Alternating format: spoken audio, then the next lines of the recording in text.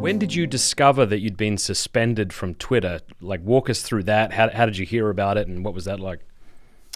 Yeah, that was, I guess it was a couple Friday nights ago, and I was at the studio. I was just about to go on with Tucker Carlson, talk about something else, some other subject, and I just happened to, I was going to Twitter to like tweet and say, hey, check me, I'll be on Tucker Carlson in a few minutes.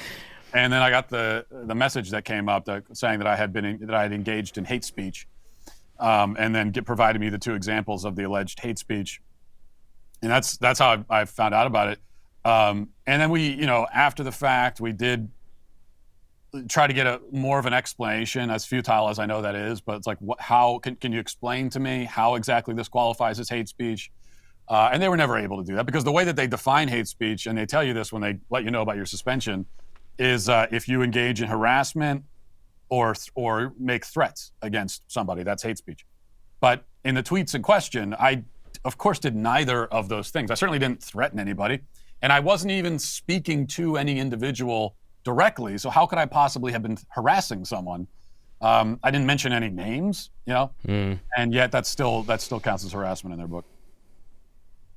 Yeah, I was flown out by a group at Google to speak on pornography from a secular angle, and when I arrived, I got a phone call saying that I had been banned because I was an Islamophobe and a homophobe. I'm not particularly scared of either of those things, nor am I hateful towards those groups. It's really a pain, but I guess we shouldn't complain. This is worse than Sodom and Gomorrah, and we should maybe just take it in stride, huh? Some have said you're a bit of a coward for taking down those tweets, because my understanding was that Twitter said to you, once you take down these offensive tweets, we'll let you back on. And I wasn't actually sure what you'd do about that, whether you would just be like, give them the finger and say, I refuse to, but you did take them down. Have you received much criticism for what some have kind of, maybe, not many perhaps, but phrased as you kind of bowing to Twitter?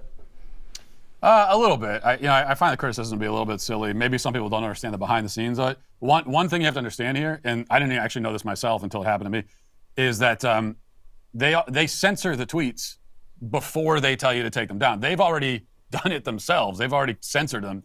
And then they say, kind of as just this ritual act, that you have to delete them. It's sort of a moot point for all practical reasons at that point. And then the other question is just, all right, well, if Twitter was telling me I have to issue an apology and renounce what I've said, well, that's a totally different situation. Of course, I would never do that.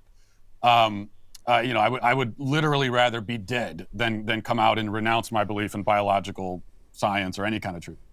But in this case, you're not required to make any kind of statement, to admit anything. They're just saying, we've already censored it. We just need you to hit that button there. And so you can take a stand and, as you say, raise your finger to Twitter. But is that really raising a finger to Twitter? Because then all your stand is, okay, I'm just not going to be on Twitter anymore.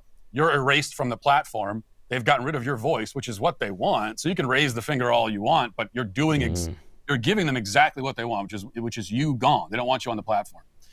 And so I guess you could storm out, and then people will be kind of impressed, and people will be impressed for a minute, and will say, oh, he's stood by his principles. But then your voice is just off that platform, and it's a powerful platform that can be used. So you could do that, or you can just say, all right, I'll click the button, and then I'll go back to Twitter, and I'll just keep saying exactly what I said before, which is what I did.